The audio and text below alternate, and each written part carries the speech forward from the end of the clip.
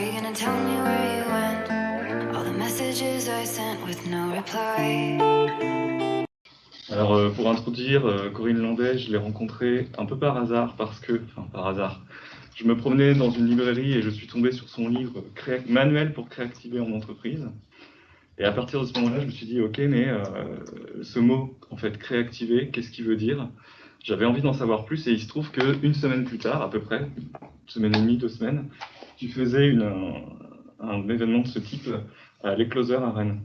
Et donc, je me suis inscrit, je suis venu te voir, et je me suis dit, quand tu as commencé à parler de ce que tu faisais, il fallait absolument que je reparte avec un oui pour que tu viennes au club parler de ce que tu fais, parce que sinon, c'était pas possible. Et donc voilà, c'est fait aujourd'hui, donc je suis super content de t'accueillir pour parler de ton livre, parce qu'en fait, voilà, il y a plein de choses qui résonnent en termes de créativité et en termes d'entreprise, donc qui sont 2 notions qui pourraient un peu, voilà, on pourrait se demander, mais où est la valeur là-dedans?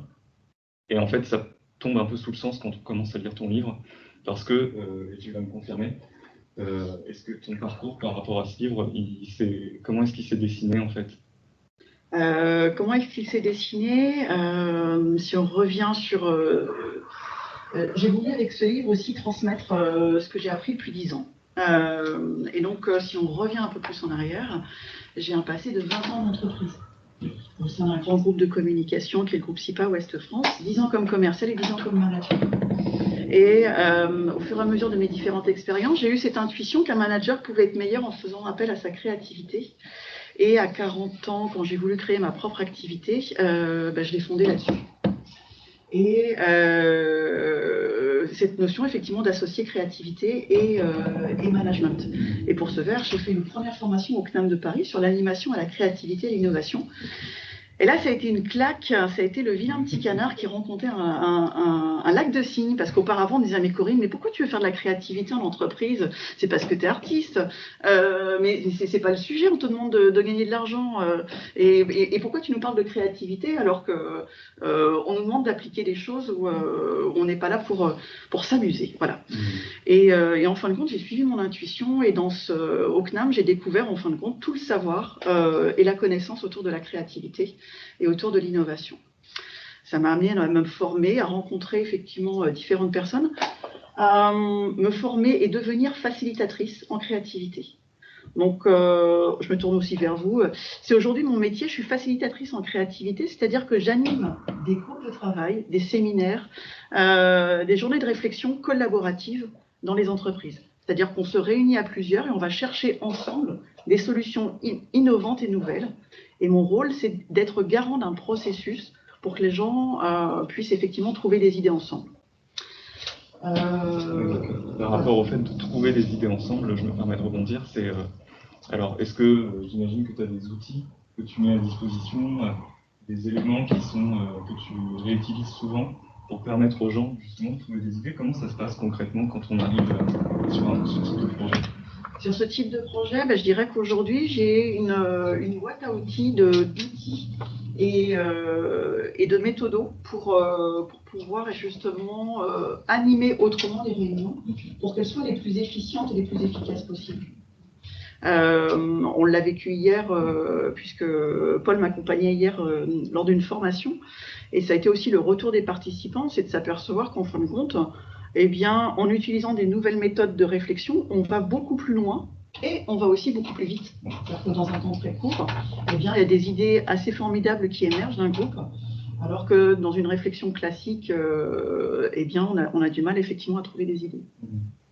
Et donc toi, le premier truc que tu mets en place, par exemple, quand tu arrives sur ce genre d'événement, ça va se...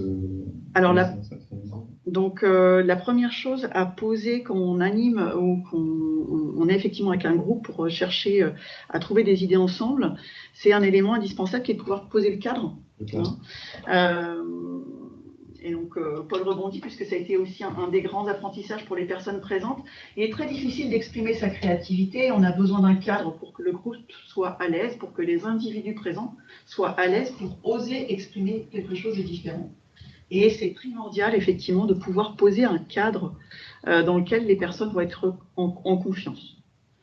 Alors, c'est quoi un cadre? C'est-à-dire, c'est de pouvoir se donner des règles de conduite pendant l'atelier, pendant cette séance de travail. De quoi on a besoin pour oser exprimer ses idées de façon différente. Et donc, habituellement, moi, je demande aux participants de pouvoir l'exprimer parce qu'on est dans une logique de co-construction et de co-responsabilité. Alors, donc, les personnes vont nous annoncer, on a besoin de bienveillance, écoute, non-jugement, et on pose ces règles qui vont nous guider pendant l'ensemble de la séance. Et ça nous crée effectivement ce climat de confiance qui est complètement nécessaire pour aussi être à l'aise, parce qu'au début, les idées elles peuvent paraître un peu saugrenues, un peu décalées. On peut être aussi dans des univers un peu flous, et on a besoin effectivement de poser ce cadre. Et ce cadre, lorsqu'on est en entreprise, si je fais le parallèle avec le milieu de l'entreprise, eh bien, il n'existe pas forcément. Ou alors, il est très malmené. C'est pour ça, aujourd'hui, qu'en entreprise, on a souvent de la difficulté à pouvoir exprimer ou valoriser cette créativité. Parce que les managers ne sont pas éduqués, équipés à aussi mettre en place ou favoriser cette créativité.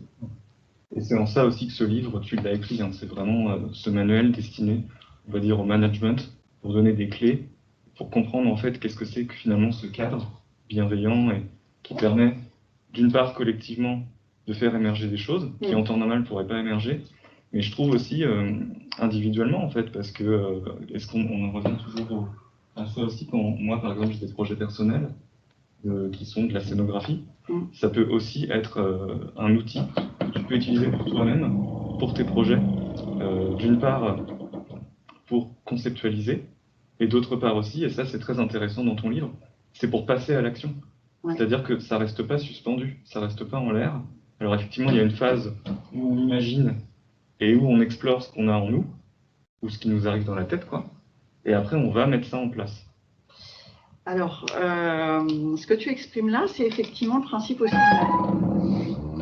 Une fenêtre qui s'allume parmi nous, qui fait un bruit, j'espère que vous m'entendez.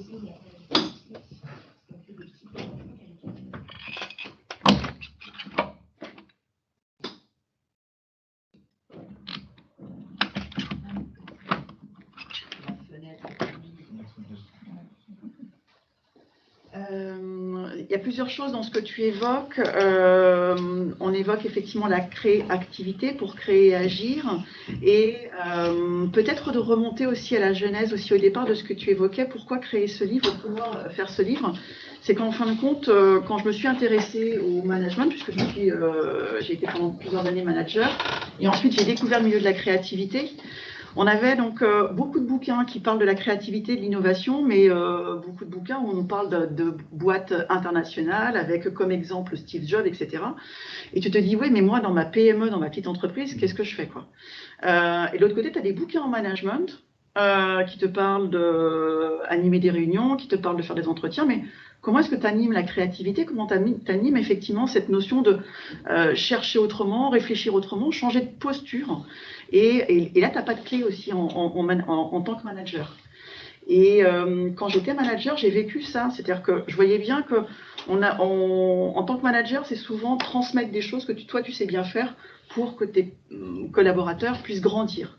Et ça, c'était ma vocation. Et en même temps, je voyais bien qu'on changeait. On ne pouvait plus appliquer les mêmes méthodes de travail.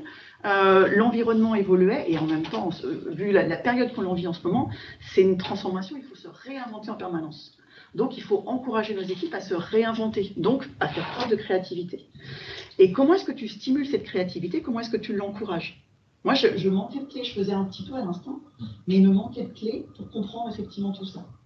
Et c'est ce que j'ai voulu effectivement dans ce livre, c'était de donner des clés pour comprendre déjà comment fonctionnait notre cerveau créatif, et aussi donner des clés sur qu'est-ce qui bloquait aujourd'hui pour être créatif, et donner des clés pour agir de façon pragmatique sur le terrain pour pouvoir justement mettre en place cette créativité. Et ces outils qui sont à la fois, et aujourd'hui c'est le retour des lecteurs du livre, c'est des outils à l'intérieur qui sont très pragmatiques, parce que je donne plein d'astuces, de moyens de fonctionnement, et en même temps très inspirants, parce qu'ils donnent une ouverture sur le monde, ou aussi comment fonctionne aussi la motivation. Hein. On l'a revu hier avec les travaux de Teresa Mabilé qui ont beaucoup intéressé sur comment on stimulait la créativité en entreprise. Et donc, c'était aussi d'offrir un livre qui soit à la fois super accessible, super facile à lire, énormément illustré, pour comprendre très vite. Ouais, de quoi il s'agit, Voilà. comment est-ce qu'on met en place. Et il y a notamment une notion que moi j'ai trouvée assez intéressante. Alors, c'est cette notion de convergence, de divergence, en fait, qui sont deux modes de pensée bien distincts, deux modes de fonctionnement, j'ai envie de dire, en plus. Et que généralement, on est souvent, voilà, on l'a même revu hier, hein, tout de suite vers l'idée, tout de suite vers la convergence, tout de suite vers l'analyse, la résolution. Et toi, en fait, le challenge que tu as, j'ai l'impression, c'est de réussir. Enfin, déjà, est-ce que tu peux nous expliquer avec tes mots comment tu distingues les deux par rapport au... Alors, souvent, en fin de compte, on associe la créativité à l'imagination, à ouvrir le champ des possibles. C'est effectivement une des postures qui est donc la pensée imaginative, hein, cette faculté à monter dans l'imaginaire, à rêver, à mettre en place. Donc ça, c'est effectivement la pensée intuitive, la pensée imaginative. Et on a aussi un autre mode de fonctionnement qui est la pensée effectivement plus de logique, de raisonnement. Et la pensée créative, c'est le fait de pouvoir avoir cette capacité à associer ces deux modes de pensée. Et de sortir d'une réflexion, je dirais, linéaire, de se dire c'est soit blanc, soit rouge, soit intuition, soit logique. Et être créatif, c'est avoir cette capacité à passer d'un mode de réflexion à un autre. Et ces deux modes de pensée, on les retrouve effectivement dans ce qu'on appelle en fin de compte la créativité, c'est le fait d'avoir une alternance entre ces deux modes de réflexion qui sont la pensée divergente et la pensée convergente. Alors si je vous réexplique la pensée divergente, c'est cette faculté, lorsqu'on a un sujet, à produire un maximum de solutions, à ouvrir le champ des possibles. Et donc à fuser, effectivement, à ne pas classer, à suspendre le jugement et à produire un maximum d'idées. Ça, c'est la pensée divergente. Et la pensée convergente, c'est une autre qualité que l'on a, c'est la pensée, en fin de compte, qui nous permet de plein de sujets, de pouvoir évaluer, choisir, regrouper pour arriver à une seule solution. La pensée convergente. Et en fin de compte, cette faculté de pensée divergente, elle est aujourd'hui présente énormément chez les enfants. Le public des enfants, c'est le public qui a cette puissance de divergence. Voilà. Malheureusement, ça fait partie aussi, donc au fur et à mesure que l'on grandit, on perd cette faculté de divergence, de par nos systèmes d'éducation parentale, où on nous amène à respecter des règles, à rentrer dans des normes, de par notre système éducatif français, et je viens bien parce qu'effectivement dans les freins, j'aborde cette notion de frein culturel, et plusieurs personnes qui ont lu ce livre ont fait ce rapport. Notre modèle français, qui est très à la Descartes, fonctionne beaucoup sur la rationalité, l'évaluation et la normalité. Donc, lorsqu'on va à l'école, on t'apprend des matières, on fait du descendant, et tu dois faire des dictées sans faute, mais on n'encourage pas l'expression de recherche de solutions, de découvrement le sujet, et des mathématiques, comment est-ce qu'on peut les utiliser autrement pour faire évoluer et développer cette capacité à faire autrement, à prendre des initiatives. On ne t'apprend pas forcément à prendre des initiatives. Première chose. Deuxième chose qu'on n'apprend pas forcément à l'école, dans notre modèle français, c'est la collaboration, le travail collectif. Tricher, copier, c'est tricher. D'accord ?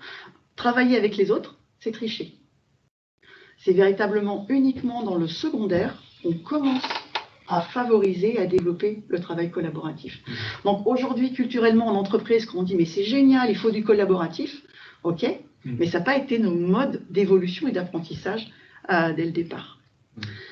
Pensée divergente, cette capacité à ouvrir, et pensée convergente, cette faculté effectivement à rationaliser, à assembler, etc. Et souvent, ce qui se passe, c'est ce que tu évoques, c'est qu'on passe facilement de l'un à l'autre. Vous êtes en réunion, on se dit, tiens, quelles idées on pourrait avoir pour gagner de l'argent sur ce sujet-là. Je dis gagner de l'argent parce qu'on est à l'ESC, et que ça fait partie peut-être des publics, ou en tout cas des questions clés qu'on peut se poser aussi en entreprise. Et bien dans la salle, en général, ça se passe à celui qui a la plus grande expression, le plus grand verbe. On va dire, bah tiens, on pourrait faire ci, ou on pourrait faire ça. Oui, mais ça marche pas. Donc en fin de compte, on arrive très vite à un fameux oui, mais, où on va sélectionner une idée et la mettre en place. Et véritablement, ce qui est intéressant, c'est de comprendre qu'il existe aussi un processus de réflexion, un processus créatif qui me permet de passer par ces différentes phases, Et ce que je vous invite, lorsque vous êtes en réflexion comme ça collective, c'est prendre le temps de se dire, on va se prendre un temps pour être dans la pensée divergente, et on va ouvrir le champ des possibles et de se dire pendant 10 minutes, un quart d'heure. Alors, moi, quand j'anime des séminaires qui sont plus longs et orientés davantage sur la créativité, on peut passer même une journée entière sur la divergence.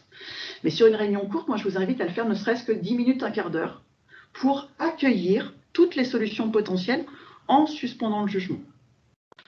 Et ensuite, de pouvoir penser à la pensée de convergence, où on va chercher à voir ce qui peut être assemblé ensemble et se regrouper, et suspendre le jugement. Alors, suspendre le jugement, pareil, un autre exercice que je vous invite à faire et qui fonctionne très très bien, je suis désolée, j'ai mon masque qui descend en permanence, c'est de pouvoir abolir le fameux, je dis bien abolir, là je suis très directive, je vous invite à abolir le oui mais en réunion pour passer à un oui et.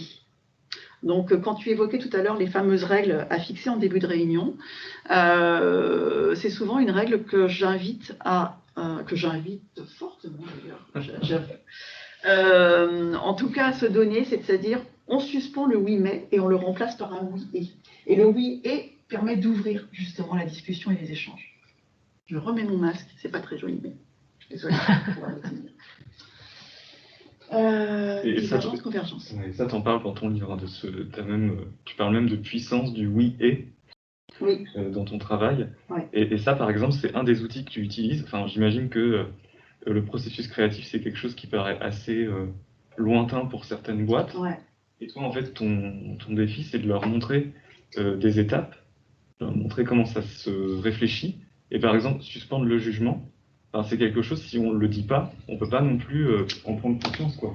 Parce que ça peut très vite partir dans des choses où, quand on est en phase d'imagination, on peut imaginer vraiment tout et n'importe quoi. Ouais. Et là, on commence à rentrer dans des zones de flou ou des choses un peu du style, mais pourquoi est-ce qu'on réfléchit comme ça? Enfin, quelle finalité il va y avoir? Mais c'est pas la question, en fait. Et toi, comment est-ce que j'imagine que tu as des anecdotes là-dessus, mais j'imagine que ça peut vite être compliqué de s'autoriser à partir dans l'imaginaire, comme ça. Il y a des niveaux d'imagination, par exemple, que tu...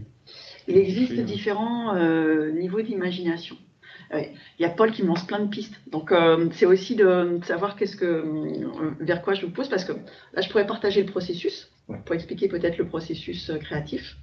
Et ce que tu évoques, c'est les différents niveaux de créativité qui peuvent être attendus. Et dans le livre, je fais le parallèle avec les différents niveaux d'innovation. Ce qu'on dit innovation, on l'a vu hier, on va aussi bien l'innovation. Alors je vais prendre un jargonnage, hein, je vais prendre innovation incrémentale à innovation disruptive. Voilà, c'est-à-dire que c'est d'innovation de simple à l'innovation très complexe. Et derrière le mot innovation, il y a plusieurs champs d'innovation. Et donc, je me suis intéressée à la comparaison, effectivement, entre les niveaux de créativité et les niveaux d'innovation. Donc ça aussi, on peut en parler. Alors, on commence par le processus créatif, peut-être? On commence par le processus créatif. Donc, ce que je vais faire, c'est que je vais faire un partage d'écran pour vous expliquer le processus créatif. Alors, ça peut paraître bizarre, hein, moi, ça m'a étonnée aussi quand je me suis formée à ça, mais aujourd'hui, ça m'aide en fin de compte à expliquer comment fonctionne notre cerveau dans la réflexion pour avoir des idées. Alors, je vais vous le décrypter de façon très très simple, et en même temps, ce qui est passionnant, c'est qu'aujourd'hui, la neuroscience vient valider les méta-étapes que je vais vous présenter, et les travaux qui ont été faits en recherche sur la créativité depuis déjà 2 ou 3 siècles. Donc c'est super intéressant aussi de pouvoir faire ces parallèles-là. Alors, ça, je passe en plein écran. Ok. Alors, présentation.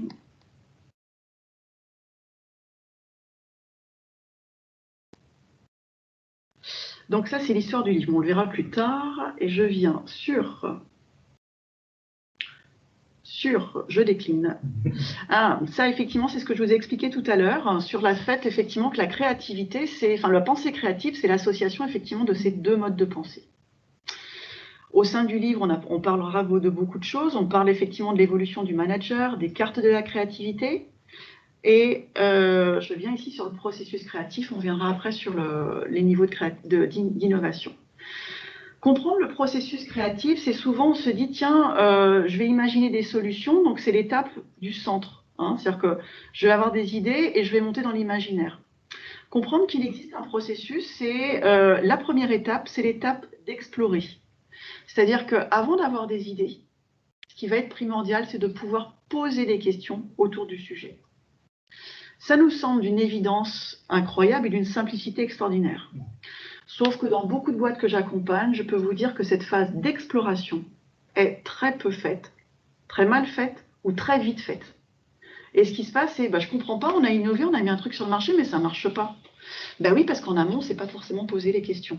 On ne s'est pas posé les questions de c'est quoi le sujet, c'est quoi notre historique, qu'est-ce qu'on a déjà fait, qu'est-ce qui a fonctionné, pas fonctionné, c'est quoi les attentes de nos cibles, qu'est-ce qu'ils veulent véritablement, pourquoi on le fait, pourquoi, qu'est-ce qui nous motive à le faire. Et donc, dans cette phase d'exploration, on va poser toutes ces questions-là et on va clarifier et nous donner de la matière pour la suite. Alors, en fonction des processus que l'on a, c'est des phases aussi où on va repérer en innovation ce qu'on appelle les insights, c'est-à-dire les problématiques clés à résoudre. On n'est pas là pour se faire plaisir lorsqu'on crée ou qu'on innove.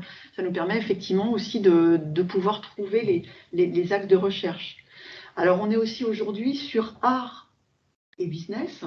Et donc, dans le processus artistique, dans la phase explorée, c'est la phase où on prend des notes, où on se nourrit, où on va voir des expositions, où on va copier d'autres œuvres, où on va se balader, on va se nourrir, où on laisse émerger effectivement des zones d'inspiration. C'est la phase d'exploration. D'accord ? Et ça, elle est primordiale parce qu'elle nourrit notre imaginaire. Et elle permet surtout de monter beaucoup plus vite ensuite dans l'imaginaire. Souvent, en fin de compte, on a l'impression de faire des séances de créativité un peu à froid. C'est « allez-y, go, donnez vos idées ». Mais les gens, ils ne savent pas de quoi on parle, ils ne savent pas dans quelle direction partir, on ne les a pas nourris, on ne les a pas ouverts. Et donc, c'est un peu comme si on leur demandait de faire une course en longueur sans avoir échauffé leurs muscles. Et donc là, c'est super compliqué. Donc, on a besoin de cette phase, effectivement, d'explorer. Ensuite, on va monter dans l'imaginaire, on va reprendre cette posture que l'on a vue tout à l'heure de divergence, cette notion de ouvrir le champ des possibles. Et donc, effectivement, comme tu le disais, Paul, on peut monter aussi graduellement aussi dans l'imaginaire. En fonction des entreprises, en fonction des sujets, on peut faire appel à une imagination très débridée et monter très très haut, comme on peut aussi fonctionner avec une imagination très pragmatique et très proche de la réalité. Et puis ensuite, donc, lorsqu'on est en phase d'imaginaire, c'est ce que tu évoquais tout à l'heure, quelquefois ça commence à être flou, on a des débuts de sujet, on est un peu perché là-haut, on ne voit pas trop comment le faire, on ne voit pas trop comment le mettre en place, mais il y a des trucs qui arrivent, il y a des choses qui se dessinent, etc. Et puis on se dit, ouais, ok, c'est bon, maintenant, zao, on le met en place. Et on redescend très vite à la réalité. J'essaie de le faire et je ne sais pas si vous le voyez à l'écran. Et donc là, ce qui se passe, c'est qu'en fin de compte, on va trop vite sur le terrain, avec des choses qui étaient encore des pépites, mais qui n'étaient pas encore des diamants. Ouais. Et donc, comprendre que le processus créatif, ça va être ensuite de développer une autre aptitude, qui est de pouvoir faire ces connexions neuronales, et ça a été prouvé dans notre cerveau, et de faire appel aussi à un jugement, mais un jugement constructif. C'est-à-dire rentrer dans une capacité de jugement, d'évaluation. Donc là, on rentre dans une pensée convergente productive, qui nous permet, en fin de compte, de raffiner cette pépite pour en faire un diamant. Et donc là, c'est le processus après de la dernière étape qui est de développer, d'améliorer, de raffiner. Donc, c'est là où on va faire, par exemple, dans les processus d'innovation, du prototypage, du test and learn, etc., pour redescendre progressivement à la réalité. Hier, on a fait le mini-exercice du crash test. Voilà, et redescendre progressivement effectivement à la réalité pour pouvoir avoir une solution qui soit la plus viable, la plus ambitieuse et la plus motivante possible. Et moi, ça, c'est pour le processus. Ouais. Parce que quand je vois ton schéma, et du coup ça fait la transition vers l'innovation, ouais. En fait, plus la courbe est élevée, plus on est dans une innovation, je veux dire, élevée, et plus la courbe au niveau de l'imaginaire, on va dire, se rapproche de la réalité. De l'abscisse. Ouais. Plus c'est, on va dire, tu parlais, je sais plus, incrémental, c'est ça? Incrémental. On va le voir peut-être avec l'autre schéma. Ouais. Autre invitation aussi, on a peut-être oublié de vous le dire en introduction, on aime beaucoup avec Paul l'interactivité. Oui. Et donc, on vous invite à utiliser le chat à distance pour pouvoir poser vos questions. Même en cours de route. Et même en cours de route. Et donc, on vous invite effectivement à poser des questions pour qu'on soit dans une interactivité. Et les personnes présentes aussi, parce que le principe de moi, ma vie, mon œuvre, ça ne m'intéresse pas forcément. Et ce qui est intéressant, c'est aussi les échanges. Et, en tout cas, moi, c'est ce qui me fait vibrer aussi avec Paul aussi. Donc, très vite, on va avoir besoin aussi de vos questions pour savoir aussi Comment ça peut aider en fait? comment est-ce qu'on peut continuer à vous aider? Quelles clés on peut aussi vous partager? Je reviens sur un autre schéma qui est présent dans le livre, qui est, en fin de compte, c'est la carte 1. Dans le bouquin, en fin de compte, je réexplique des grandes notions pour comprendre la créativité. Et je remonte aussi sur un préambule, ça c'est les passionnants, c'est des gens qui ne savent pas de quoi ils parlent et qui parlent dans tous les sens. Je vous redonne aussi un autre élément de contexte. La créativité est donnée comme étant la 3e compétence attendue lors du dernier forum mondial économique.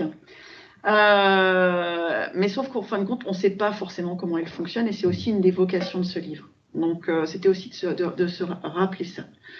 Et donc lorsqu'on parle de créativité en entreprise, ça a été aussi de comparer aussi pour moi créativité et innovation.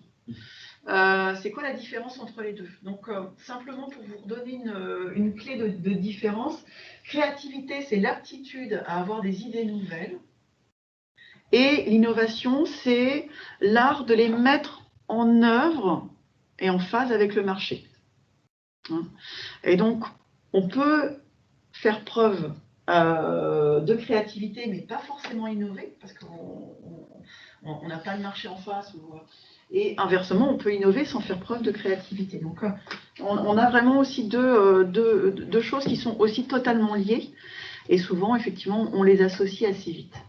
Alors, ici, dans ce tableau, c'est un croisement aussi de plusieurs approches que j'ai pu avoir et réflexions qui ont été aussi simplifiées pour pouvoir les présenter.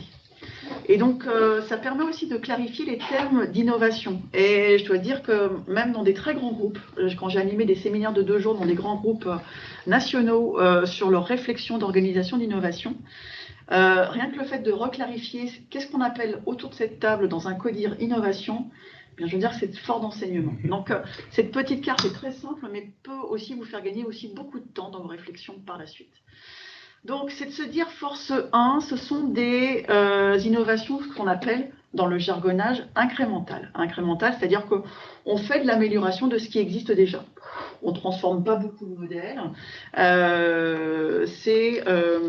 Dans le livre, je reprends une phrase. À chaque fois, je donne une phrase pour pouvoir expliquer ce principe-là. C'est aller vers des choses qui marchent et qui sont mieux qu'avant. Voilà. Ça, c'est le principe de l'innovation force 1. Donc, on va faire appel à sa créativité pour avoir des idées qui améliorent l'existant. Donc, on a vu par rapport avec la courbe, on monte, mais pas trop haut quand même. Puisqu'on cherche surtout à améliorer l'existant, c'est-à-dire qu'on reste dans notre marché. Et on reste dans ce qu'on sait déjà faire. Ensuite, on a les innovations force 2, c'est des idées pour être en empathie et répondre à des attentes. La phrase que j'utilise souvent, c'est « nos clients en rêvaient, nous l'avons fait ». C'était une des phrases de Sony. C'est-à-dire comment est-ce qu'on va innover pour imaginer, aller plus loin et être en empathie avec nos cibles. Donc là, on va peut-être sortir de notre zone en entreprise de savoir-faire, c'est-à-dire qu'on va aller un peu au-delà de ce qu'on sait faire et on va peut-être déplacer effectivement notre marché. Donc là, c'est effectivement l'innovation force 2.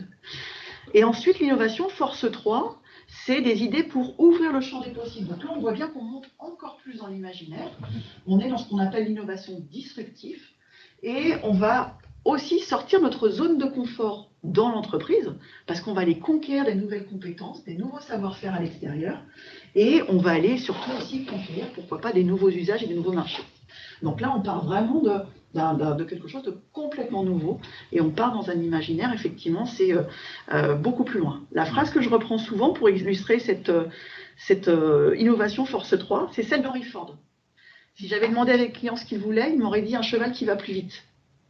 Donc, c'est comment, en fin de compte, je fais quelque chose de complètement, qui a le coup d'avance et qui est complètement en rupture avec ce qui existe aujourd'hui. D'où le terme d'innovation de rupture. Et en termes d'autres exemples aussi, comment est-ce que je fais pour continuer à vivre avec mon entreprise si un virus envahit le monde et me permet de ne plus faire mon activité, par exemple. Ça, c'est des choses en termes d'innovation, j'imagine, et là où la créativité prend tout son sens. Oui. Je rebondis par rapport au classement au niveau de la 3e compétence qui est attendue. Mhm. Il y a quand même un truc, je trouve assez... qui, moi, m'interpelle, quoi, parce que je me dis, OK, on valorise cette compétence. Ouais. Et donc, voilà, de loin, a priori. Et puis après, quand on commence à rentrer effectivement dans des notions de flou, des notions de lâcher prise ou d'avoir des idées de divergence, ça devient tout autre chose sur le terrain.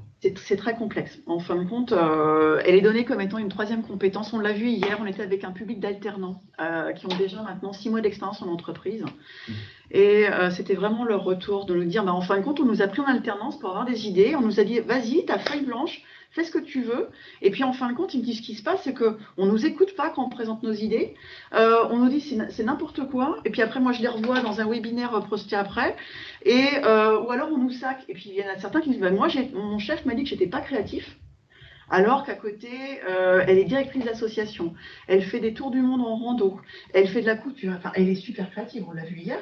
Et on lui reproche de ne pas être créative parce qu'effectivement, elle est complètement bridée dans ce qu'on lui demande. Elle n'a pas les informations, elle n'a pas les moyens, elle n'a pas les... Et donc on retrouve effectivement Thérèse Amabilié, qui est une autre des clés qui est présentée dans le livre. On ne va pas tout vous présenter en l'espace d'une heure.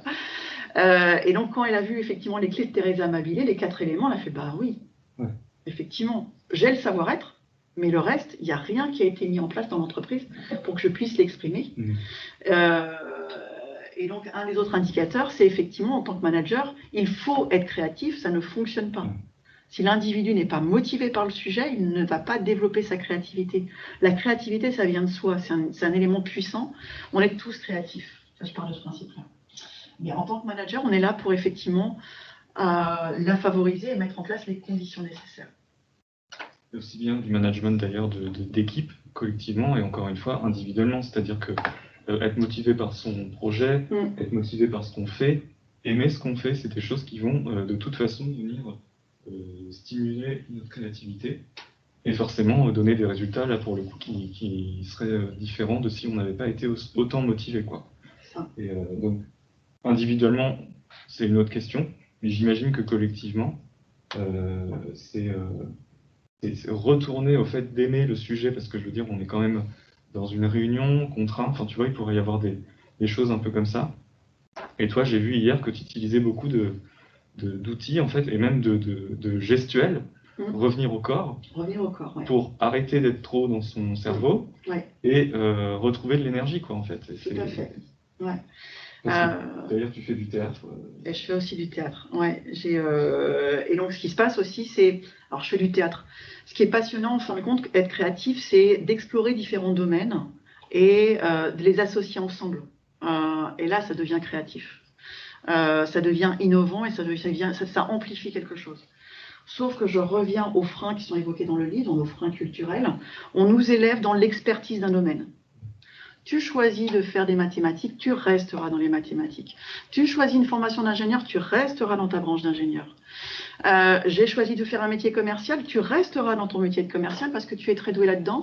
Et donc, hors de question que tu fasses autre chose.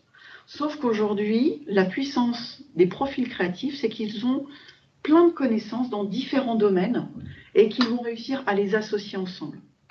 Il y a un reportage que je vous invite à voir sur Netflix qui s'appelle Creative Brain, qui présente en fin de compte comment fonctionne notre cerveau créatif, et en version américaine, très bien faite, etc. Mais ce qui est intéressant, c'est qu'il y a une des personnes qui est interviewée, qui est donnée comme étant une des plus créatives par Steve Jobs. Et cette personne a fait de la recherche en cuisine, en informatique, sur des recherches. En fin de compte, il a 4 ou 5 domaines de recherche en même temps. Et ce qu'il explique, c'est qu'en fin de compte, quand il cherche sur ses nouvelles recettes, ça lui donne des idées pour ses autres domaines d'application et de recherche. Et donc, effectivement, quand, par exemple, moi, je fais du théâtre et que je l'implémente en entreprise, mais c'est une formidable boîte à outils de pouvoir mélanger les univers. Et aujourd'hui, quel gâchis en entreprise. Moi, je vois des gens qui sont très, très doués, par exemple, dans leur association, et qui n'utilisent pas ces compétences en entreprise, ou en tout cas, on ne leur demande pas de les utiliser.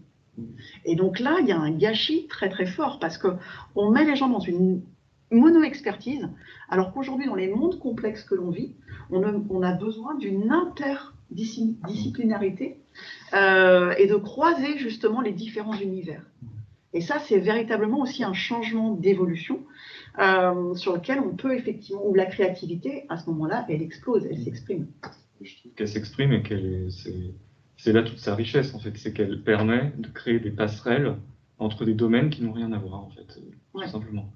Et notamment en perso, avec la scénographie que moi j'ai fait, soit dans des festivals ou des pièces de théâtre, le fait de lier comme ça aussi et de comprendre que ce qu'on est en train par exemple quand je réalise du mobilier, de comprendre que ça s'appelle de la créativité parce qu'en fait je vais mélanger des matériaux, des choses comme ça, et qu'après ça peut avoir aussi de la valeur dans une entreprise parce qu'il s'agit encore de reproduire la même chose, c'est-à-dire mélanger deux éléments qui en temps normal n'auraient peut-être rien à voir, ça peut avoir beaucoup de valeur. Et ça, c'est des choses sur lesquelles tu travailles aussi, j'imagine, avec d'autres personnes, d'autres clients que tu as, c'est-à-dire leur amener des éléments qu'ils n'auraient pas en temps normal, peut-être soit ça, soit aussi de les emmener dans d'autres univers, sortir de sa zone de confort. Un des freins à la créativité aussi, c'est pourquoi est-ce que je changerais mes habitudes alors que ça fonctionne très bien là où je suis. Ben oui, parce qu'à un moment ou un autre, sortir de sa zone de confort, c'est aller sur quelque chose de nouveau, donc quelque chose qu'on ne connaît pas. Et donc, un des premiers freins aussi à la créativité, c'est soi-même, parce qu'on n'ose pas aller vers l'inconnu, parce qu'on n'ose pas effectivement sortir de sa zone de confort, alors qu'on y prend énormément de plaisir. C'est toute la description effectivement que je fais aussi dans le livre sur la notion de flow. Le flow, c'est cette tension créative où on apprend des choses en faisant des choses nouvelles. Et en même temps, on est dans sa zone de confort. C'est le flow, c'est le moment où vous ne voyez pas le temps passer. Vous êtes en connexion totale. Et ça peut se faire dans le jardinage, dans l'écriture, sur un tableau Excel. Mais c'est vraiment cette tension créative qui est effectivement passionnante quand on apprend à découvrir. Et ben ça, c'est effectivement, on met en place la créativité parce qu'on est on est en réflexion complexe. Ouais, c'est ce truc-là processus, état d'esprit. Question. Ouais, on y va et puis avec vous aussi. Je vous le lis, je ne sais pas si vous avez fait, mais je peux le lire pour les personnes qui sont dans la salle aussi. Sinon, je peux regarder dans les conversations. On y va. C'est vrai que je ne l'ai pas pris à côté. Vous avez Mathieu là, qui nous a fait une petite réflexion. Je vous laisse la lire si vous souhaitez. Est-ce que tu peux la lire, Margot ? Je vais la lire. Corinne, comme vous le disiez plus tôt, la créativité et la pensée divergente sont naturellement présentes à l'enfance et s'estompent après, progressivement. J'ai le sentiment que la créativité est souvent associée à la prise de risque et à un manque de sérieux. Ouais. Comment est-il possible, selon vous, de surmonter ces biais culturels vis-à-vis de la créativité ? Vous avez un petit peu répondu. Alors, comment est-ce qu'on peut y répondre ? Je pense, et c'est les raccourcis que j'ai, c'est vraiment très, très sociétal. C'est les raccourcis que l'on me fait quand on arrive dans une de mes salles, on dit oh bah tiens, c'est vachement. Et je l'ai eu de la part de responsables de formation qui me demandent d'intervenir dans une boîte pour rendre les gens plus créatifs, qui passent un regard, ils font oh là là, t'as installé les pots de crayon, oh c'est bien, c'est comme à la maternelle. Ok. Et je peux vous dire que les personnes, aujourd'hui, je ne cherche plus à expliquer la créativité, d'argumenter sur les bienfaits, sauf que je le fais aujourd'hui avec vous, mais ce qui est important, c'est de vivre un processus. C'est ce qu'on a effectivement vu aussi hier avec Paul. Lorsque les gens ont vu la pertinence des outils et des méthodes, en fin de journée, ils en sont convaincus. Mais c'est vrai qu'on a des biais culturels assez forts parce qu'on va encourager cette pensée divergente qui va vers quelque chose où on va vers l'inconnu, des choses folles, des choses effectivement complètement décalées. D'accord ? Et en même temps, être créatif, c'est associer ce mode de pensée rationnel. C'est-à-dire que, ou autrement, on reste des rêveurs doudingues. Et la créativité, c'est pas être que des rêveurs doudingues. Et en même temps, ça fait partie de la personnalité. Donc c'est vraiment cette puissance du « et » que tu poses et qu'on retrouve aussi, c'est le petit picto qu'on a sur le dessin devant et que c'est le processus sur lequel j'amène aussi cette notion de posture, c'est d'arriver à associer des choses qui sont peut-être opposées, à les associer ensemble. Et souvent, en fin de compte, c'est aussi un des retours que j'ai lorsqu'on est en formation ou sur des séminaires. Je ne pensais pas que la créativité était aussi structurée. Ben oui, justement, c'est-à-dire que si on va aller plus loin dans des processus, on a besoin de rigueur et d'organisation et de ce fameux processus. Moi, je suis épatée hein, en rencontrant différentes personnes qui ont écrit des bouquins sur la créativité, et j'ai la chance d'en croiser régulièrement à Paris ou à travers le monde. C'est pas des... Enfin, oui, il y a des doudingues et des décalés, mais je rencontre aussi qui sont très méticuleux, qui sont à cheval sur les horaires, parce qu'ils ont besoin de la rigueur pour aller plus loin. Voilà. Et effectivement, il y a un biais à vouloir dire, c'est que le côté doudingue, quoi. Mais quelquefois, je dis ok, gardez ça pour vous si vous voulez. Moi, ça, je ne cherche plus à... Et j'assume. On a Eric qui nous dit en entreprise, il y a aussi souvent la peur du changement. J'ai l'impression que c'est le plus gros frein. En banque, c'est très présent. Exactement. Il y a celui qui me dit tout à fait. Ouais. La peur tue la créativité. Eric, quand j'ai écrit ce livre, parce qu'en fin de compte, ma réflexion, c'était de me dire, on n'est pas dans le monde des bisounours, parce que c'est souvent ce qu'on renvoie aussi. Hein, et je me suis intéressée aux freins. Qu'est-ce qui empêchait véritablement d'être créatif et comment les surmonter en tant que manager? C'est-à-dire que tu lis le livre, tu lis les premiers chapitres, tu fais « Ouais, mais c'est super génial, j'ai envie de mettre ça en place. » Oui, mais attends, je vais t'expliquer pourquoi ça ne va pas être aussi simple. Et donc, j'ai décrypté les freins. Et quand j'ai fait ce travail d'écriture des freins, je me suis dit « Ok... je me suis mis un peu en méta en tant que pour les managers et je me suis aperçue qu'en fin de compte, tous les freins que je décris dans ce livre, sur les freins à la créativité, c'est exactement les mêmes freins que la conduite de changement. Les freins personnels, les freins culturels, les freins de pouvoir et de management et les freins économiques de rapidité d'exécution et d'organisation des entreprises. Donc oui, véritablement, tout ça, c'est énormément lié dans les modes de fonctionnement. Donc, aborder la créativité dans une entreprise permet aussi d'être dans une conduite de changement et d'aborder les freins au changement. Et souvent, c'est ce que je dis, c'est qu'on n'est plus dans la conduite de changement parce que le changement est perpétuel. Et le Covid nous amène à cette réflexion-là. Il y a 5 ou 10 ans, on peut dire « Oh, je dois manager le changement pendant 1 an, puis après, je suis tranquille pendant 10 ans. » Non. Maintenant, ça fait partie au quotidien du rôle du manager. Et là-dessus, c'est vrai qu'on n'est pas forcément assez équipé. Je dis bien on, en tant que manager, je me mets dans cette communauté-là. Une question pour... Moi, j'ai une question, en effet. Ouais. Est-ce que vous faites une différence entre la créativité ou créativité et le design thinking? Alors, dans le livre, je présente cette démarche-là, effectivement, du design thinking pour donner des clés. Dans le livre, j'ai voulu, c'est les parties bleues à l'intérieur, présenter différents focus. Réexpliquer la stratégie d'Océan Bleu, de design thinking, le CPS, etc. Et donc, je vais revenir un peu plus loin dans l'histoire. Je vais vous raconter une petite histoire. Est-ce que vous savez qui a inventé le brainstorm? Parce que souvent, on associe la créativité au brainstorm. Donc, c'est Osborne. Osborne, il tient une agence de com dans les années 30. Et il se dit comment rendre mes créatifs plus créatifs. Et il invente la tempête du cerveau, le brainstorm, qui est de se dire on se met dans une salle et là, allez-y, dites ce que vous voulez, la fameuse pensée divergente. Donc il travaille avec ça, il développe le truc, ça fonctionne assez bien, puis au bout de quelques années, il fait c'est pas assez efficient, ça marche pas assez bien. Et donc il se rapproche d'un chercheur en créativité qui est Barnes. Et donc dans les années 50, ils vont travailler ensemble.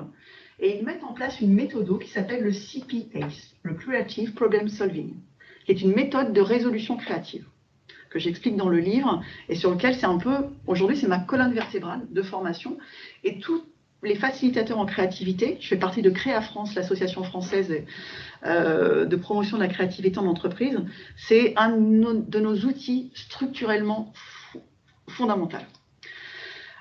Donc, le CPA, c'est une méthode aujourd'hui qui est très structurante pour pouvoir fonctionner. Je vais faire le rapprochement avec la boîte à outils dont je t'ai parlé hier. Et donc, l'inventeur du design thinking, j'ai perdu son nom, je le retrouve à l'intérieur du livre, au secours, s'est formé au CPACE et à l'école Buffalo. Et donc, à partir de la méthode CPACE, il a rajouté la notion d'empathie qui n'était pas présente et la notion de prototypage. Tim Brown, voilà, l'inventeur d'Ideo, qui est une boîte effectivement référente. Et donc, c'est devenu, en fin de compte, le design thinking. Donc, il y a beaucoup de parallèles qui existent entre le CPACE, le Creative Problem Solving, et le processus que je vous ai présenté tout à l'heure, c'est une simplification aussi de ce méta-processus. Voilà. Donc, et aujourd'hui, on a un effet de mode incroyable pour remettre du design thinking à toutes les sauces. C'est quand même assez formidable. Voilà. Je ne sais pas si j'ai répondu. Tout à fait. On a une remarque et une question de Thibaut. Alors, c'est un peu long, mais je vais vous la lire. Bonjour, je me retrouve beaucoup dans cette observation. Je suis sortie de la même promo que Paul, le double diplôme Design Management. Et mon premier travail était dans la vente, puis dans le marketing. Pendant plusieurs années, j'étais très frustrée de ne pas pouvoir sensibiliser mes collègues à adopter une approche plus créative via des ateliers de design thinking, davantage de whiteboarding, etc. La réalité, c'est qu'en sortant d'un parcours qui se veut créatif, il y a quand même une réalité qui fait qu'une réintégration au sein d'un processus purement créatif peut prendre beaucoup de temps en entreprise. 3 ans après, je suis chef de produit chez Deliveroo. Je peux enfin mettre ces méthodes à l'œuvre avec mes ingénieurs et on voit très bien que le design thinking reste fondamental pour alimenter des processus créatifs. Cependant, on se heurte encore à des contradictions où notre façon de travailler est encore calquée sur des méthodes liées à la révolution industrielle, terrorisme, Fordisme, 9 to 5. Il est très difficile de rassembler des équipes sur des moments d'idéation pure où on peut vraiment prototyper efficacement. Pas vraiment une question, mais j'aimerais avoir votre opinion sur une façon de disrupter, désolé pour le gros mot, une façon de penser encore très ancrée dans les moyennes et grandes entreprises. Ouais. Merci Thibaut pour ce témoignage. Merci Thibaut. Dans le livre, en fin de compte, aussi dans les éléments que tu as parlé tout à l'heure, Paul, de l'individualité de l'équipe. Dans ce livre, je me suis beaucoup intéressée aussi à une approche systémique aussi de la créativité. C'est-à-dire, pour moi, en tant qu'individu, c'est quoi les bénéfices? Pour l'équipe, c'est quoi les bénéfices de la créativité en entreprise? Et pour l'entreprise, c'est quoi aussi les bénéfices? Et donc, lorsqu'on prend cette bulle qui est l'entreprise, c'est aussi de s'intéresser c'est ce que tu as vécu avec tes expériences que tu viens de nous citer, c'est quoi la culture, le niveau de créativité, c'est ce que j'ai appelé, baptisé ainsi, de mon entreprise. Quelle est son appétence à la créativité? Parce qu'aujourd'hui, on a différents niveaux de boîtes qui ont une appétence plus ou moins forte à accueillir la créativité ou en tout cas la stimuler. Et donc, tu nous décris ta dernière expérience comme étant une boîte qui a justement un niveau de créativité un peu plus élevé que d'autres entreprises. Et donc, ça veut dire qu'en tant que manager, si vous êtes convaincu que la créativité est primordiale et que vous avez envie de la mettre en œuvre, eh bien, vous n'allez pas forcément agir de la même façon en fonction de la culture de la boîte dans laquelle vous êtes. Parce qu'autrement, vous allez soit passer pour un bilingue, et puis on va dire, t'es gentil, mais là, tu nous perds complètement, et vous allez avoir du mal à intégrer. Ou inversement, on va dire, oh, c'est pas mal, mais on pourrait faire plus décalé encore. Donc, bien analyser effectivement ce niveau-là, que je réexplique aussi dans le livre, sous ces différents niveaux de créativité. Alors, ce que je vous encourage à faire pour faire passer des choses, c'est à la fois essayer de travailler, ce que j'appelle aussi, c'est la théorie des petits pas, c'est dans le rêve réaliste. C'est-à-dire qu'à la fois, essayer d'être créatif pour mettre en place des actions très concrètes, très pragmatiques, innovantes, mais très simples, pour qu'il y ait des preuves que ça fonctionne à court terme. Voilà. Et à côté de ça, peut-être mener des projets un peu plus décalés à moyen ou à long terme. Mais on ne peut pas emmener une société à la transformer si ce n'est pas encore sa culture. Et donc, elle va avoir besoin de points de rassurance pour pouvoir venir progressivement dans la démarche créative. Donc, trouver alors, j'ai pas de vérité parce que ça appartient à chaque culture et dans chaque boîte dans laquelle je vais intervenir, on a Françoise avec qui on travaille ensemble dans une entreprise. Moi, je vais aussi m'acculturer à l'endroit où on est et quel niveau de changement en créativité est attendu.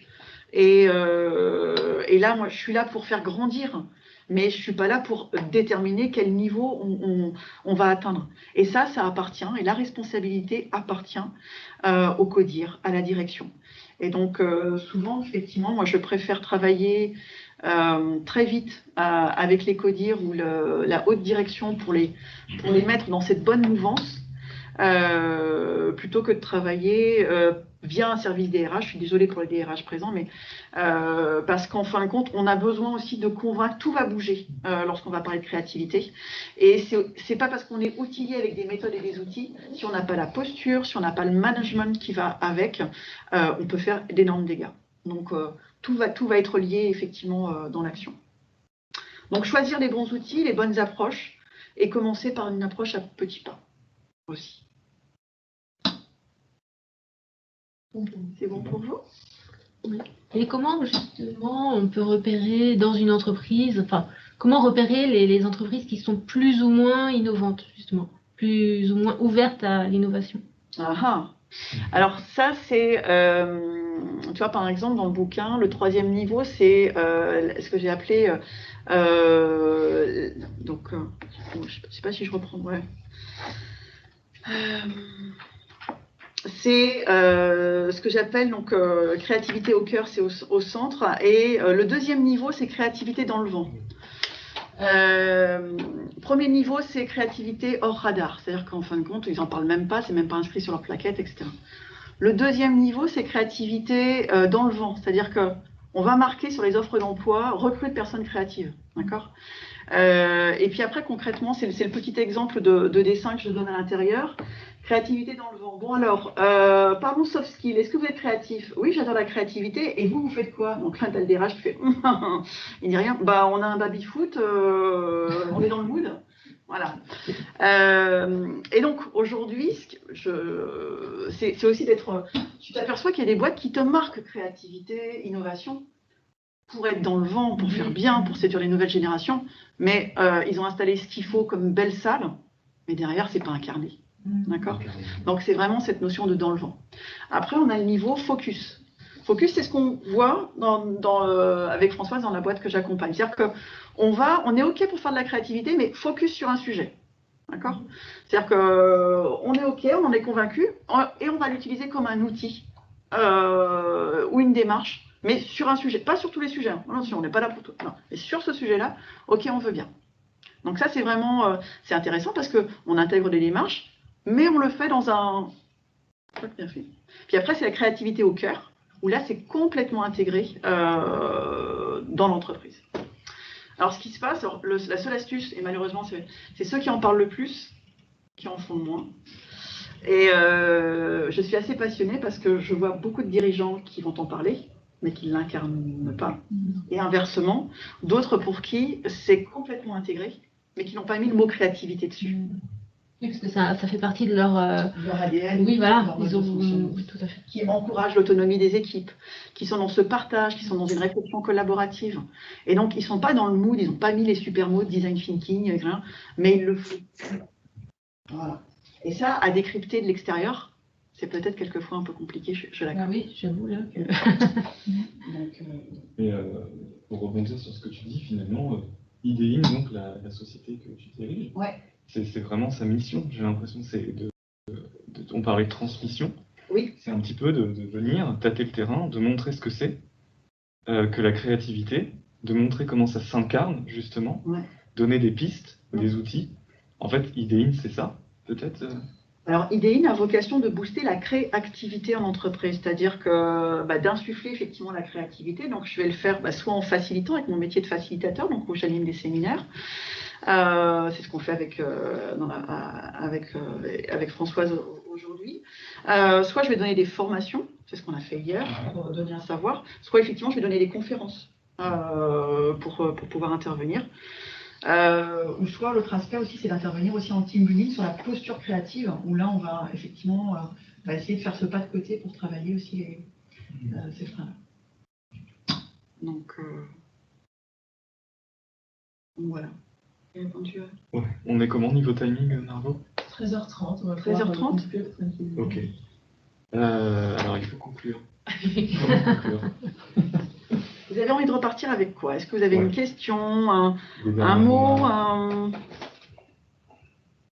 quelque chose que vous voudriez partager pour partir? Alors, si le livre vous intéresse, vous allez le retrouver chez la librairie Le Fayeur à Rennes. C'est la super librairie dont tu parlais. Et il est aussi donc en vente en ligne chez Iris Créativité, qui est donc l'éditeur de ce livre, qui est donc un centre de formation à la créativité parisienne. Et donc, en fin de compte, c'est un mémoire de certification qui est devenu un livre, parce qu'aujourd'hui, effectivement, la directrice trouvait que sur le marché, il n'y avait pas de bouquin sur le management qui associait le management et la créativité. Et donc, voilà, donc chez Iris Créativité, si vous voulez en savoir plus ou pouvoir retrouver le livre. Super. Voilà. Et puis au plaisir d'échanger. N'hésitez pas aussi à nous demander aussi en contact sur les réseaux sociaux pour que vous soyez au courant aussi des prochains rendez-vous. Et on va essayer de continuer à en créer pour transmettre et dire que c'est possible d'être créatif en entreprise et que ça fait du bien aussi. Aussi, du bien à tout le monde d'ailleurs, à l'individu, à l'équipe et puis aussi à l'entreprise. Et on en a terriblement besoin en ce moment. Le chat, vous remercie, très intéressant, très utile. Merci à tout le monde. Remerciements. J'en profite aussi pour vous remercier tous les deux pour cette heure ensemble. Passionnante, très intéressante. Et voilà, merci aux participants en ligne et aux participants présentiels. Merci.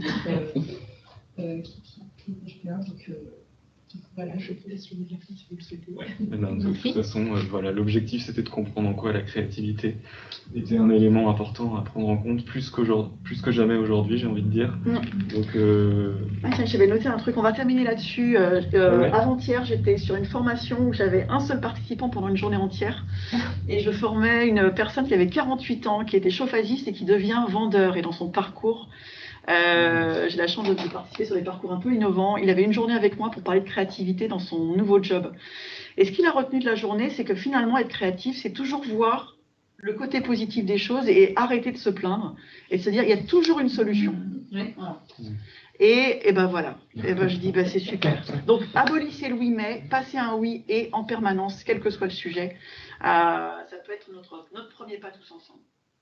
Merci à vous. Merci. Au revoir. I guess you're back. Are you gonna tell me where you went? All the messages I sent with no reply.